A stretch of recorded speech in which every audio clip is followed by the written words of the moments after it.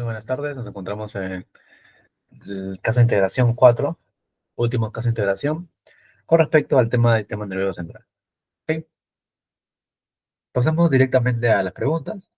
He planteado unas 6, 4 de las cuales son del libro de Murray y 2 que pues he podido crear, ¿no? Ok, pregunta 1 dice, un varón de 20 años fue trasladado por su novia al centro de salud para estudiantes. En la exploración se observó que el paciente se encontraba obnubilado, con fiebre de 39 grados, una presión arterial de 140 por 52, perdón, 104 por 52, y una frecuencia cardíaca de 148 por 148 latidos por minuto, ¿no? Presentaba rigidez de nuca y un exantema petequial generalizado, con 2 áreas de púrpura. Se obtuvo una muestra de líquido cefalorraquídeo, la presión de apertura fue de 180, el recuento leucocitario fue de 4.300 milímetros de mercurio, bueno, milímetros cúbicos, perdón, con un 91% de neutrófilos, dice. Glucorraquia de 10 miligramos por decilitro y una proteinorraquia de 755 miligramos por decilitro. Se realizó una adición de Gram y cultivos de líquido cefalorraquídeo y ambas pruebas fueron positivas para el microorganismo que se observa en la figura. ¿Cuál de, las siguientes, ¿Cuál de los siguientes microorganismos es el responsable más probable de la infección de este paciente? Ok, tenemos las alternativas. Nos dice la A, el Cryptococcus neoformans, B, Haemophilus influenzae, C, Listeria monocytogenes, D, Neisseria meningitis y E, Streptococcus pneumoniae. Ok, esto es en base a la primera parte del sistema nervioso central que hemos visto. ¿De acuerdo? Le daré unos minutos para que puedan resolver este caso.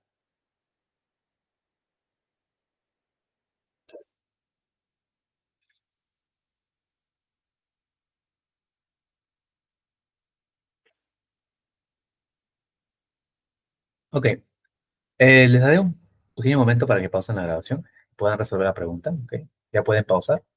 Así que vamos a ir resolviendo. Bueno, la clave aquí vendría a ser Neisseria meningitis, más que nada por lo que podemos observar aquí, ¿no? Ok, recordemos que Neisseria meningitis eh, genera lo que vendría a ser, como dice su nombre, una meningitis, ¿de acuerdo? Esta meningitis se ve resaltada más que nada por sus manifestaciones clínicas, como por ejemplo la rigidez de nuca, ¿no? Además, también el recuento que encontramos, tanto el leucocitario como el neutrófilos, que es del 91%, porque recordemos que para meningitis, sobre todo séptica, es más que nada polimorfonucleados, ¿no? Además de tanto los niveles de glucosa como los niveles de proteína también están, en este caso, proteínas elevadas, ¿no? Entonces, aquí decimos, ¿no? El paciente presenta un cuadro agudo de fiebre, ¿no? Este cuadro conocido de fiebre, rigidez de nuca, o nubilación también está presente, ¿no? Tiene un exantema petequial con áreas de púrpura, lo que es altamente sugestivo de lo que vendría a ser meningitis meningocócica, ¿no? O una infección por el Neisseria meningitis, o una púrpura fulminante, ¿no? Por los hallazgos también que hemos encontrado. Dentro del SR, esto nos ayuda también porque se puede ver que hay un aumento de la presión. Un aumento de la presión también indica cierta infección, ¿de acuerdo? La pleocitosis neutrofílica también, una gran cantidad de neutrófilos y una gran cantidad de porcentaje en cuanto a estos neutrófilos, ¿no? La hipoglucorraquia severa, ¿no? Porque recordemos que tiene que estar muy disminuida la glucosa para poder considerar ciertos parámetros de tanto meningitis como clasificación de meningitis séptica o aséptica, ¿no? En este caso, recordemos que 10 miligramos por decilitro es un valor bastante bajo. La proteinorraquia, eso sí está elevado, como les digo, está a nivel de 755 miligramos por decilitro. Y estos claramente son hallazgos que es característicos de lo que vendría a ser una meningitis bacteriana, ¿de acuerdo? Además, lo que encontramos aquí, tanto en la fotografía, ¿no? En la microfotografía, y lo que nos dicen acerca del procedimiento de detección de Gram, ¿no? Todo el procedimiento de diagnóstico laboratorio, nos dicen de que revelaron diplococos gram negativos, lo que confirma justamente la infección por Neisseria meningitis, porque este mismo es un diplococo gram negativo, ¿no? Además, que es el único patógeno que tiene esta morfología, ¿no? Dentro de estas 4, bueno, las 5 en realidad, el Neisseria meningitis vendría a ser el único con esta morfología, ¿no? Así que tenemos varias opciones, ¿no? Para poder darnos cuenta de que ha sido Neisseria meningitis el agente causante, ¿no? Acá podemos ver que cuanto a los otros cuatro, también, eh, esos cuatro también pueden generar meningitis, ¿no? Tanto el Cryptococcus neoformans como el Influenzae, la Listeria monocytogenes y el S. pneumoniae, ¿no? Pero lo que vendría a descartar más que nada es el cuadro clínico, ¿no? Que es consistente con una bacteria, una meningitis bacteriana, por lo cual sería improbable de que el C. neoformans, ¿no? Porque sabemos que es un hongo, cause este problema. Además, no hemos visto que el paciente haya dicho que es inmunodeprimido, ¿no? Porque el C. neoformans ataca más a los inmunodeprimidos, ¿no? Inmunodepresión no hay, así que no creemos que sea realmente el C. neoformans, ¿no? ¿Ok? Eh, Además, los métodos diagnósticos claramente no tienen nada que ver con el Cryptococcus. Más bien, en el Cryptococcus neoformans se hace la adición, por ejemplo, de tinta china, ¿no? Que ya sabemos que es para poder reconocer la mayoría de patógenos de hongos, ¿no? Además de que eh, aquí en el C. neoformans habría más bien, en vez de polímorfos nucleares, habría más bien un aumento de linfocitos, ¿no? Posiblemente de linfocitos. ¿Ok? Em, Además, tenemos aquí al Haemophilus influenzae, ¿no? El Haemophilus influenzae sabemos que es un bacilo gran negativo también, ¿no? Un bacilo. Bueno, ese acá no es un bacilo, acá no es un diplococo, aquí es un bacilo, así que no tiene que ver mucho con la morfología, ¿de acuerdo? Gran positivo, este es gran negativo, así que no, este también era descartado, ¿no? Además, espera, no, es gran negativo, perdón, gran negativo acá, gran negativo. Pero igual sigue siendo bacilo, así que no tiene que ver con lo que hemos visto acá, ¿no? El diplococo no tiene nada que ver, ¿de acuerdo? Y además, el Haemophilus influenzae no es bastante común. Es muy poco probable que cause infecciones en este grupo etario, ¿no? Porque, miren, el paciente es aproximadamente de 20 años, ¿no? Y en realidad eso de infección por influenzae, sobre todo meningitis, se da más en niños, ¿no? Se da más en lactantes, por ejemplo, ¿no? En niños. Un poco común que se vea en un adulto, así que acá se ve, podemos acá niños, ¿no? Se ve más en niños, los que no se vacunan sobre todo, como hemos visto. ¿Ok? Y bueno, a eso vendría a ser el descarte, ¿no? La Listeria monocytogenes, por otro lado, este señor, este causa más meningitis, por ejemplo, en niños también, ¿no? En ancianos, en inmunodeprimidos también, ¿no? Además de que en su morfología también distingue un poco porque este es un bacilo, gran negativo, gran positivo, ¿no? En este caso sí gran positivo. ¿Ok? Y causa meningitis en niños bastante jóvenes, ¿no? O sea, niños muy pequeños, neonatos y también en ancianos. Así que es un poco probable de que vaya a ser el causante, sobre todo en la morfología, nada que ver, ¿no? En el S. pneumoniae, sin embargo, podría, ¿no? De realidad, porque de hecho es una causa muy frecuente de meningitis bacteriana en adultos, ¿no? Ojo, también ahí en adultos es bastante frecuente, pero este no se relaciona con lo que hemos visto aquí en cuanto a al exantema petequial, ¿no? ¿Ok? ¿Ok? Además, eh, la morfología también, simplemente lo descartamos. Diplococo es gran positivo, recordemos, el Staphylococcus pneumoniae, ¿no? Por lo tanto, aquí no tiene nada que ver. Bien, y bueno, eso vendría a ser más que nada el descarte, ¿no? De la primera pregunta. Caso clínico 2. Vemos aquí a un bebé de 14 días, es ingresado en el hospital por un cuadro de fiebre, hiperactividad y rigidez de nuca. En el momento del parto, la madre presentaba síntomas pseudogripales. Se obtuvieron muestras de sangre y LSR para cultivo. En la admisión de Gram no se observaron microorganismos, pero en las placas de agar sangre, a las 48 horas, crecieron colonias pequeñas, débilmente beta hemolíticas. En la tinción de Gram, las colonias se observaron cocobacilos pequeños gram positivos.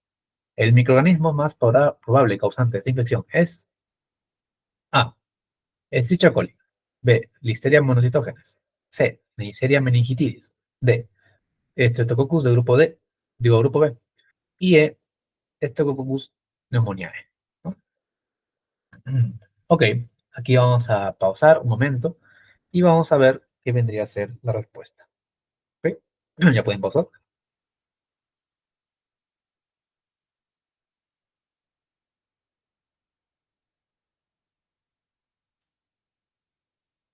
Aquí la respuesta vendría a ser la B. Listeria monocytogenes. Ok, este bebé eh, de 14 días, hemos visto, acá tenemos en cuenta la edad, ¿no? La edad que es bastante joven, es casi un neonato, ¿no? Un neonato. Presenta fiebre, hiperactividad y rigidez de nuca, lo que podría indicar una meningitis neonatal, ¿no? Recordemos las meningitis neonatales. Algunos hallazgos claves que sugieren listeria monocytogenes, por ejemplo, son los síntomas pseudogripales de la madre, ¿no? En el embarazo, sobre todo. Algo que agregar acerca de la clase anterior, ¿no?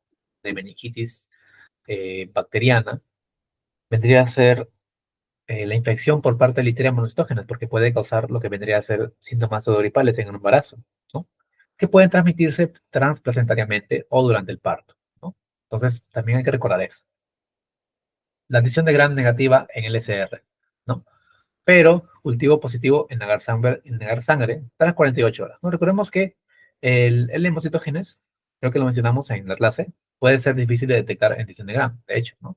Pero este sí puede crecer en cultivo, ¿de acuerdo? Este sí crece en cultivo, más no se ve mucho en adición de Gram. Se ven como unas colonias pequeñas, hábilmente beta-hemolíticas, lo cual es característico de Listeria, además de que su conformación es de un cocobacilo gram positivo, ¿no? En la adición de Gram, lo que usualmente ocurre, si es que se logra, ¿no? Lo cual coincide también con una Listeria monocitógena, ¿de acuerdo? Entonces, Listeria es un bacilo gram positivo intracelular que infecta a neonatos, ancianos e inmunosuprimidos, como decíamos, ¿no? Este grupo, más que nada, era importante. En neonatos puede causar una meningitis neonatal tardía, después de unos 7 días de vida, ¿no? Eso hay que apuntar en la parte de listeria, ¿no? Importante. O también puede causar una sepsis neonatal temprana, antes de 7 días de vida, con neumonía o granulomatosis infantiséptica, ¿no? ¿Ok? Entonces, el inmunocitógenes acá vendría a ser probablemente, o de hecho sí es, ¿no? Dentro de esas psicoalternativas, el causante de la meningitis, ¿no? ¿Ok? Estas otras cuatro, si bien es cierto, también causan meningitis, ¿de acuerdo? Tenemos al E. coli, ¿no? La gran E. coli, la conocemos mucho. Y sobre todo también es el Streptococcus de grupo B. Habíamos visto una parte de meningitis también en bebés, ¿no? Estos también se encargan de poder generar meningitis, ¿no? Así de manera común. ¿Ok?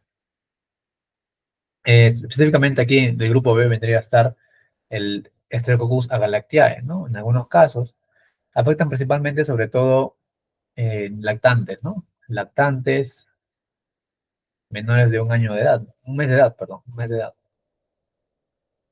Pero la E. coli, sabemos que es un bacilo gram negativo, ¿no? Acá nada que ver, ¿no? Es un bacilo gram negativo. Es un bacilo gram negativo y además el Streptococcus galactiae es un coco gram positivo, ¿no? O sea, esto es lo mismo, pero acá es un coco gram positivo. Coco gram positivo. Lamentablemente, sí. Las otras tres bacterias, bueno, dos, no vendría a ser este y esta, ¿no? También pueden causar meningitis en todos los grupos de edad, de hecho, ¿no? Decir meningitis, hemos visto hace un ratito, que también puede causar meningitis, ya sea en diferentes grupos de edad, ¿no? Pero esta sabemos que es más frecuente en adultos jóvenes, ¿no? Como hemos visto hace un ratito, adultos jóvenes, además que la histeria, bueno, acá no está la histeria, pero la listeria, sabemos que tiene que ver mucho más con afectación de población joven, ¿no? Entonces también aquí, ese neumonía también, ¿no? Población joven, ¿no? Pero lamentablemente no tiene que ver mucho con la conformación Staphylococcus, ¿no? La morfología aquí vendría a ser cocobacilo, ¿no? Cocos gram positivos, ¿no? Y aquí en este caso no, es un bacilo, ¿no? Así que también aquí podemos descartar gran mayoría de las cosas de las alternativas con solamente saber la morfología del microorganismo, ¿no? ¿Ok? Un caso importante para poder tener en cuenta, ¿de acuerdo?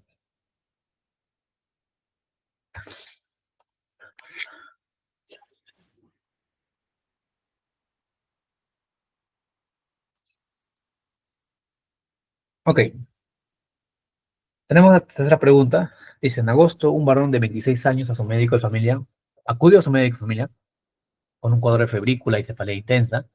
El paciente refirió que una semana antes había observado ampollas en la garganta y en la base de la lengua, y las cefaleas comenzaron un poco tiempo después de aparecer las ampollas, aumentando en intensidad en los últimos 5 días. El varón fue trasladado a un hospital local en el que se realizó una punción lumbar.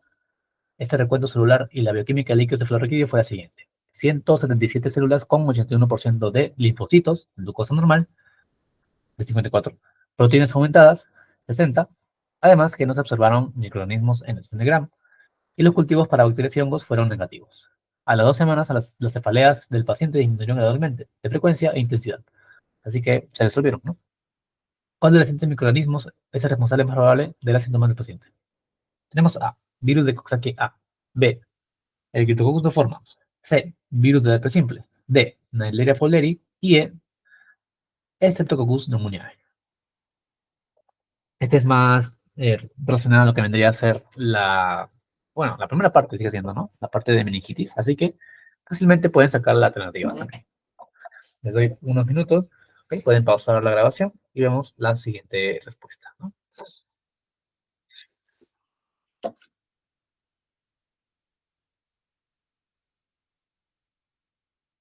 La respuesta vendría a ser el virus Coxsackie A, ¿de acuerdo? Bien, hablamos de este señor, ¿no? Por supuesto, en la parte final de meningitis viral, ¿no? Recordemos que las meningitis son causantes frecuentemente por virus, ¿no? La mayoría son causantes por virus y de hecho se pueden resolver, ¿no? Entonces, este paciente presentaba una meningitis viral aséptica basada en los siguientes hallazgos. ¿Por qué? Porque habían síntomas iniciales, por ejemplo, las ampollas en la garganta y bases de la lengua, lo cual puede sugerir herpangina, ¿no? Una infección de este tipo de virus. Síntomas neurológicos como, por ejemplo, la cefalea intensa, que aumenta en intensidad durante días, además del recuento del SR, vemos linfocitos, lo cual es característico de una meningitis viral, ¿no? La leucorraquia normal también puede originar o puede verse en lo que vendría a ser una meningitis viral, ¿no? ¿Ok? Ya que dice que la meningitis bacteriana suelen tener más hipoglucorraquia, ¿no? O sea, disminuida la cantidad de glucosa en el SR. Además, la cantidad de proteínas elevadas, que es bastante compatible también con infecciones virales a nivel de meningitis, ¿no? Otra cosa también, como les digo, es la autolimitación, ¿no? La resolución en 2 semanas de este cuadro también es típico de meningitis viral, sabemos eso, ¿no? A pesar de que sean las más comunes causas de meningitis, se resuelven fácilmente, ¿no? Hemos dicho que las bacterias son más agresivas, ¿no? Las bacterianas, las micóticas son bastante agresivas, pero aquí son más autolimitadas, ¿de acuerdo? Otra cosa también que les dije en la clase final, bueno, la parte final de la clase de meningitis, les mencioné que el Coxsackie A junto con otro virus también forma parte de lo que vendría a ser el enterovirus, ¿no? Una, entonces, este Coxsackie A es una de las principales causas de meningitis viral, sobre todo aséptica en verano, ¿no? Recuerdo que mencioné que estaba entre las estaciones de primavera y otoño, si mal no recuerdo, las mencioné así. El Coxsackie A vendría a infectar justamente en esas estaciones, ¿no? Entonces se asocia con herpangina, justamente lo que hemos visto aquí, caracterizada por ampollas en garganta y fiebre, ¿no? Entonces también, ¿no? Estos datos también se los dije y hay que tenerlos en cuenta, ¿no? Para poder realizar el diagnóstico preciso de lo que vendría a ser aquí, simplemente Coxsackie A, ¿no? Entonces, descartando, eh, bueno, tenemos nuevamente, ¿no? Al Xenoformans. Sabemos que se ve en inmunocomprometidos, ¿no?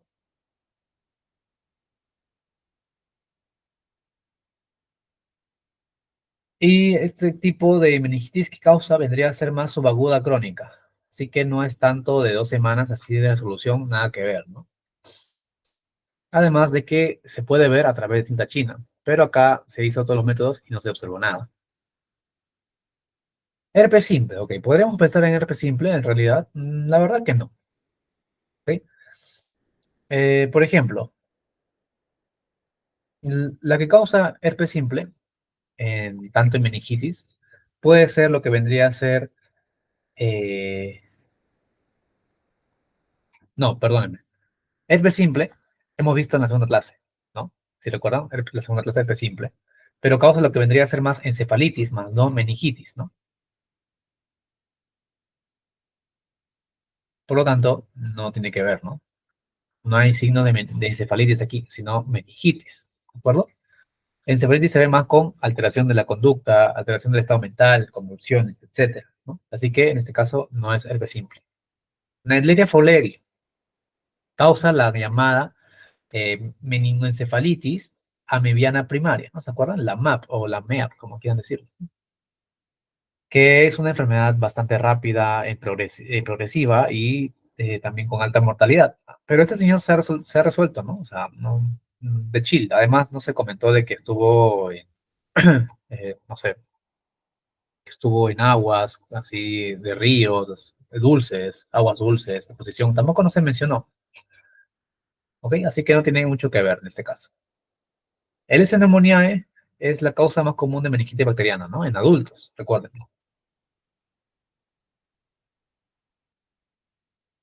Pero recordemos que en el SR aquí hemos visto linfocitos, ¿no? Hemos visto linfocitos, hemos visto una glucorraquia normal, ¿no? No tiene nada que ver con una meningitis séptica, ¿no? Aquí más bien encontraríamos una disminución de la glucorraquia, encontraríamos bien más porcentaje de polimorfonucleados, ¿no? Pero en este caso nada que ver. Caso clínico 4, chicos.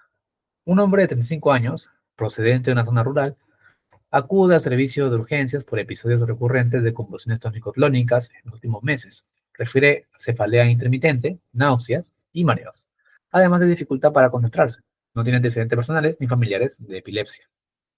En la exploración física, no se observan déficits neurológicos focales. La tomografía computarizada cerebral muestra múltiples lesiones quísticas con realce en anillo y edema perilesional. En la RM se identifican calcificaciones dispersas y algunas lesiones en diferentes fases de evolución. Se realiza un estudio serológico inmunoensayo en suero, obteniendo una reactividad positiva para anticuerpos específicos. ¿Okay? ¿Cuál vendría a ser el agente causante de esta enfermedad? Tenemos A, Toxoplasma gondii, B, Teniasolium, C, Mycobacterium tuberculosis, D, Cryptococcus conformans, E, Trypanosoma brucei. Ok, le damos un pausa y continuamos con la respuesta. Aquí la respuesta vendría a ser Teniasolium. Ya estamos en la segunda parte del sistema nervioso central, ¿no? ¿Recuerdan que hablábamos, ¿no? De ciertos parásitos que causaban daño en el SNC? Teníamos a varios, ¿no? Teníamos al T. gondii, teníamos a la malaria, teníamos a, por ejemplo, otro, por ejemplo, aquí mismo a la Solium, ¿no? Tenemos bastantes parásitos que podrían causar daño, ¿no? En este caso. Y bueno, esto tiene que ver mucho con justamente una infección de T. solium, ¿ok?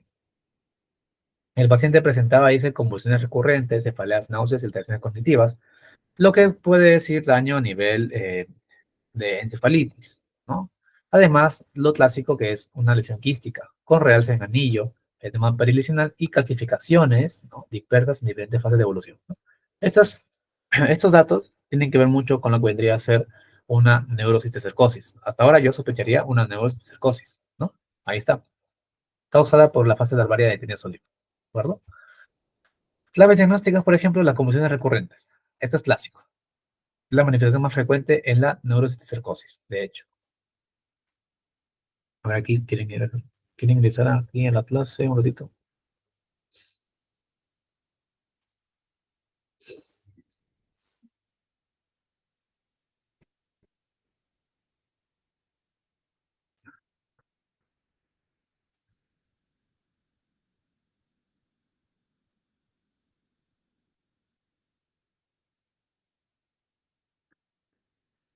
Ok, entonces, como les decía, Dentro de la tomografía cerebral también se veían lesiones quísticas con realce en anillo y edema preliminal. También era bastante frecuente encontrar esto en lo que vendría a ser la neurocisticercosis, ¿no? La resonancia magnética también hemos dicho que es importante para poder diagnosticarla. En este caso se puede ver calcificaciones, lesiones en distintas fases de evolución, lo cual también es típico en lo que vendría a ser la neurocisticercosis, ¿no? Igualmente también les mencioné el diagnóstico a través de serología, ¿no? Porque podíamos identificar los anticuerpos específicos para teniasolium, ¿ok? También apoya la presencia de cisticercos activos y degeneración.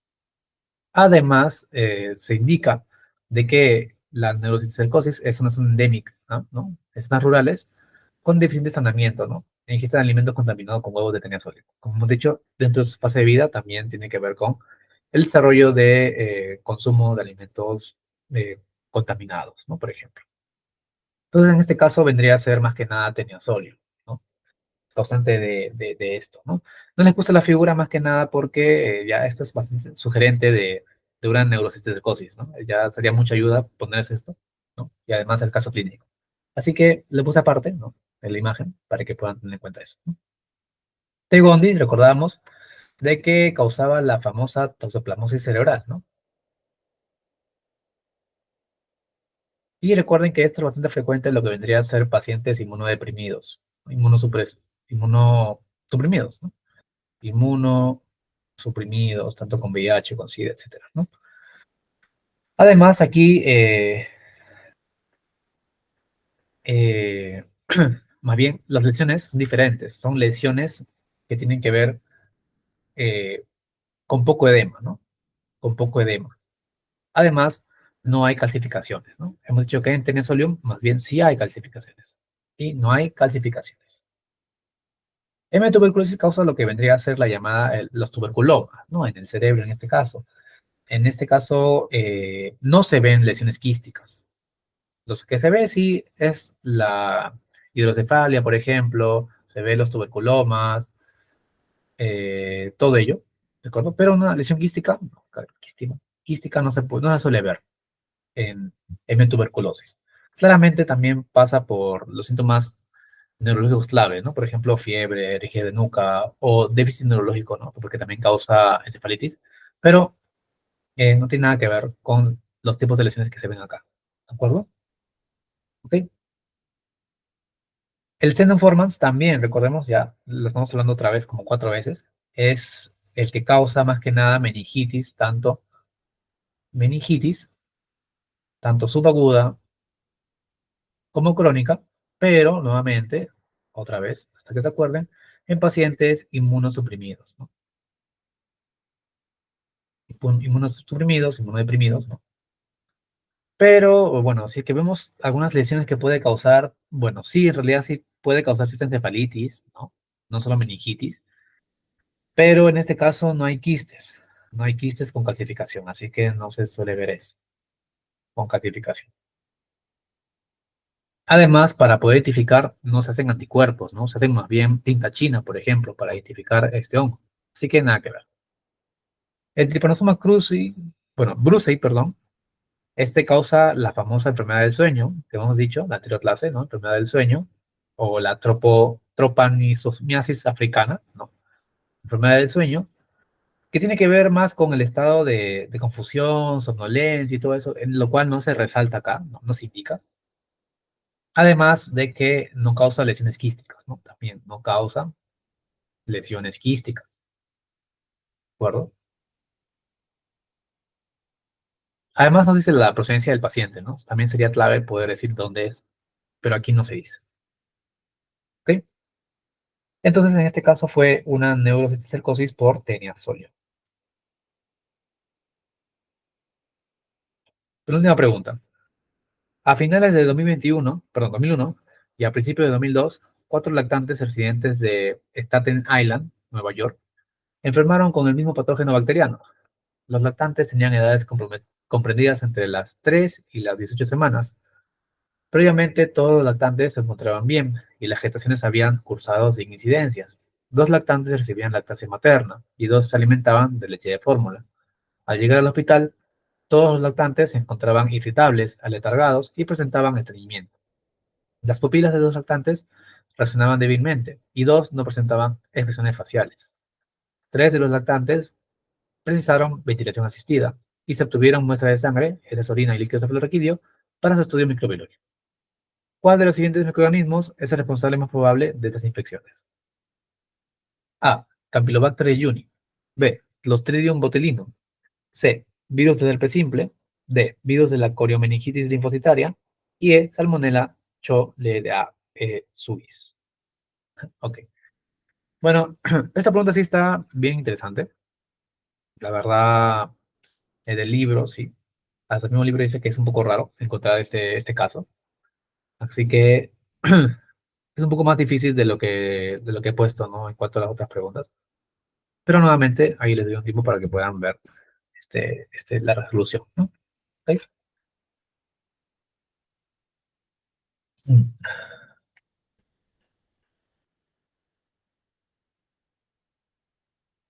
A ver, vamos a ver qué dice por aquí.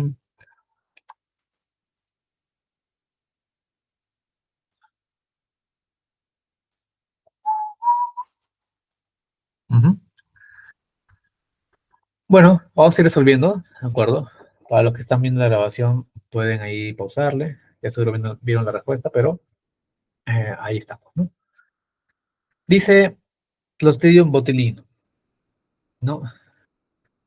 B, Clostridium botulinum. La última parte que hemos visto eh, el de sistema nervioso central, ¿no? La parte de las toxinas y todo ello, ¿no? Que justamente son esas bacterias que no ingresan al SNC como tal, pero secretan unas toxinas que estas pues sí llegan, ¿no? Viajan y finalmente causan cierto daño, ¿no? Por ejemplo, tétano que causaba esa, digamos, contracturación, ¿no? Y acá en otro caso tenemos al Clostridium botulinum, que causaba el botulismo, ¿no? Que era básicamente esa inhibición, ¿no? De los receptores de acetilcolina. Básicamente causaba parálisis, causaba, digamos, disminución, ¿no? Debilidad muscular y todo ello. Entonces aquí, el mismo caso dice que es un caso de botulismo de lactante algo inusual, ¿no? Es un botulismo de lactante, pero bastante inusual, de hecho, dice por ahí, ¿no? Inusual, altamente sugestivo de botulismo infantil, causado por la toxina botulínica de Clostridium botulinum. ¿Ok? Claves diagnósticas, bueno, la edad temprana, que bien es cierto, también podemos ver en fases tardías de edad, ¿no? Adultos, sobre todo, que comen comida contaminada de esta toxina, pues que pueden causar botulismo, pero también se puede presentar en niños, ¿no? Y sobre todo vemos esto cuando hablábamos del consumo de miel, ¿no? Es por eso que está prohibido el consumo de miel de niños menores de un año, ¿no? Porque puede causar lo que vendría a ser botulismo. En este caso no tiene nada que ver con la miel, ¿no? Tiene que ver más bien con lo que vendría a ser a ver, mencionaba la respuesta que era un entorno más bien contaminado, ¿no?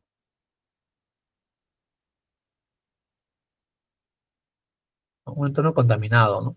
Por ejemplo, acá mismo se menciona, y no muchos sabemos eso, ¿no? Yo tampoco sabía, pero se dice de que esta región, ¿no? Sobre todo de Staten Island y Nueva York, es una región contaminada, en realidad con polvo, ¿no? Con esporas de este Clostridium botulinum, ¿no? Y dice que es un área de, donde hay muchos proyectos de construcción, ¿no? Y hay mucho polvo. Así que posiblemente los niños han sido expuestos a este polvo en esta región y se contrayeron botulismo, ¿no? Botulismo, ¿ok? Así que eso no sabía, por ejemplo. Pero bueno, capaz esas preguntas son más para los que están allá, ¿no? Pero igual, sin eso, se podría igual sospechar del botulismo. Corre más que nada por los síntomas neurológicos progresivos, ¿no? Sabemos que es debilidad muscular, hipotonía, además las pupilas hiporreactivas, todas estas respuestas que usualmente sucederían si es que hubiera conexión entre neurona y neurona, ¿no? Con acetilcolina, acá están inhibidas, ¿no? Parálisis facial, dificultad para respirar, ventilación asistida también en 3 casos, ¿no? De los 4, ¿de acuerdo? Además, hay que tener en cuenta que hay síntomas iniciales inespecíficos, por ejemplo, como la irritabilidad, el letargo, el estreñimiento también, ¿no? Recordemos que el estreñimiento ocurre por una respuesta más que nada bueno, este estreñimiento puede ocurrir, por ejemplo, cuando predomina el simpático, ¿no? El sistema nervioso simpático, pero como está inhibido el parasimpático, porque recuerden que es colinérgico, y está inhibido por este caso por el botulismo, pues va a predominar el simpático y va a producir estreñimiento, ¿no? Ahí se puede ver también un poco de la explicación de por qué hay estreñimiento en este caso, ¿no? Entonces, también se puede ver aquí ausencia de fiebre y sepsis, ¿no? Una etiología tóxica, porque no hay fiebre. Recordemos que tanto el botulismo como el tétano, ambos no se presentan con fiebre, porque justamente no hay bacteria en la cual está ingresando al SNC. Así que esa ausencia justamente nos dice de que puede ser una toxina más un agente como tal, ¿no? Además, la forma de alimentación mixta. Bueno, tanto lactantes con leche materna como con fórmula pueden verse afectados, ¿no? La contaminación con esporas de botulinum, por ejemplo, polvo ambiental, como decíamos acá en la región donde estaban los niños, ¿no? De construcción, de polvo y todo eso, pueden finalmente llegar a la comida del bebé, ¿no? Y presentar lo que vendría a ser este mecanismo de adquisición, ¿no? De la toxina del botulismo. Entonces aquí vemos otros señores, ¿no? El Campylobacter jejuni.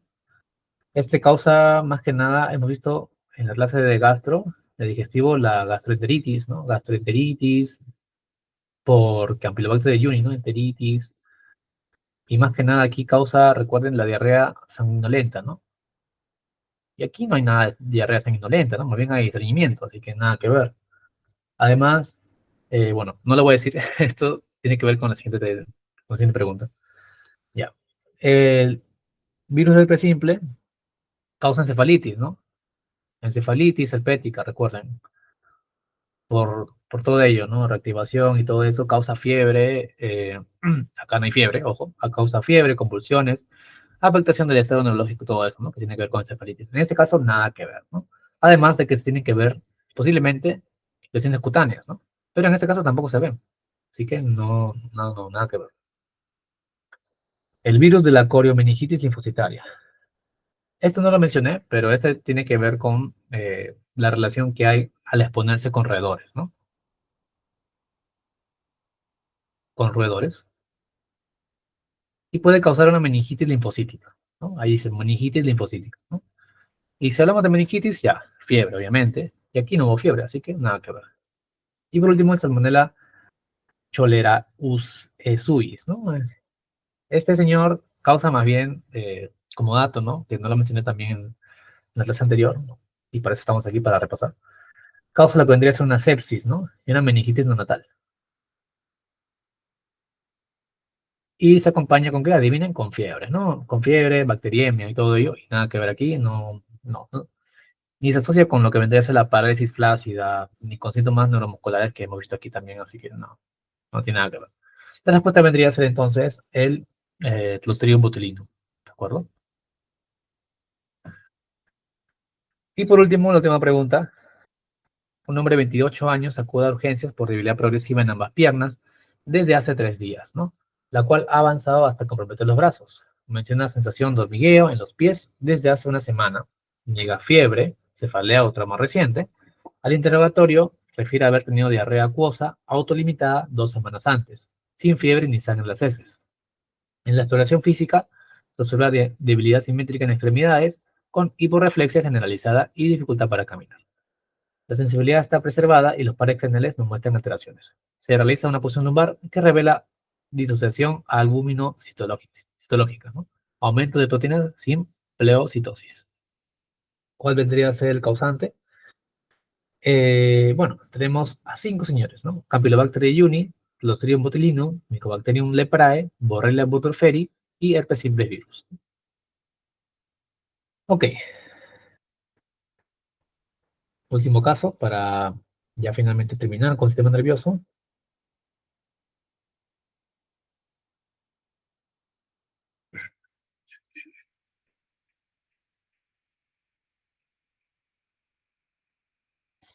Ok, vamos a resolver y decimos que es la A, ¿no? El Campylobacter jejuni.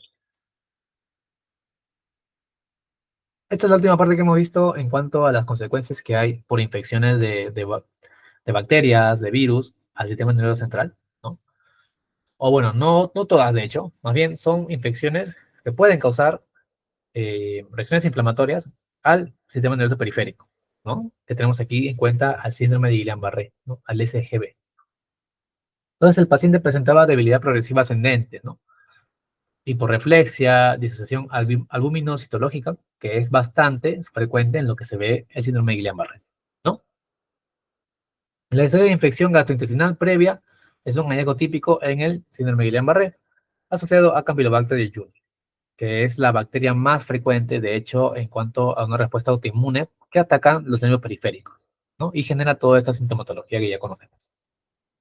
Entonces, bueno, nuevamente es la causa infecciosa más frecuente del síndrome de Guillain-Barré y se relaciona con anticuerpos contra gangliósidos, mimetismo molecular, ¿no? Eso van a verlo más posiblemente en fisipato, ¿no? La etiología de todo esto del síndrome de Guillain-Barré, ¿de acuerdo? Entonces aquí tenemos bastantes señores que podrían ser realmente, bueno, no todos de aquí, de hecho muy pocos, podrían ser causantes del síndrome de Guillain-Barré, ¿no? Podrían desencadenar algunos, sí, pero no aquí, no todos. Por ejemplo, herpes simple virus podría causar un síndrome de Guillain-Barré, ¿de acuerdo? Pero no tiene que ver mucho con lo que vendría a ser la infección gastrointestinal, así que en este caso no. La Borrelia burgdorferi causa lo que hemos dicho, la neuroborreliosis de Lyme, ¿no? ¿Recuerdan de la Lyme? ¿Sí? Y no causa lo que vendría a ser una neuropatía ascendente, ¿no? En este caso no, ¿de acuerdo? La Mycobacterium leprae, causa la llamada lepra, que afecta, como ya sabemos, nervios periféricos, pero no tiene nada que ver con una debilidad ascendente tampoco, ¿ok? Debilidad ascendente tampoco, ¿ok? Además se pueden ver con las llamadas lesiones cutáneas, la lepra. El Clostridium botulinum, no, en realidad no, ¿no? Porque, primero, síntomas gastrointestinales, no, nada que ver. Ya ahí se descarta totalmente. Además, aquí el botulismo es más por una parálisis descendente, ¿no?